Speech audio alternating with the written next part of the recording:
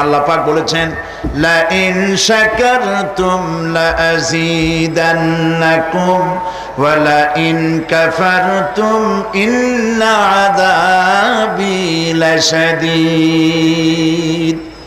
আমার নিয়ামতের কৃতজ্ঞতা যারা স্বীকার করবে, আমার নিয়ামতের শুকর যারা আদায় করবে, আমি তাদের নিয়ামতকে বাড়ায় দেব। আর যারা অস্বীকার করবে, শুকর আদায় করবে না, তাদের জন্য শাস্তি দেওয়া হবে। এই জন্য আল্লাহ পাকের নিয়ামতের শুকরিয়া আদায় করতে হবে। 2 নম্বরে আল্লাহ পাকের হুকুম আহকাম মেনে জীবন পরিচালনা করতে হবে। নবীরা আল্লাহ পাকের পক্ষ থেকে যে দ্বীন নিয়ে এসেছেন, ওই দ্বীনের আনুগত্য করতে হবে, বিরোধিতা করা যাবে না। যারা ইসলামী আন্দোলনের বিরোধিতা করবে, আল্লাহর দ্বীন প্রতিষ্ঠার পথে যারাই বিরোধিতা করবে, জায়গা হবে কোথায়? জাহান্নাম।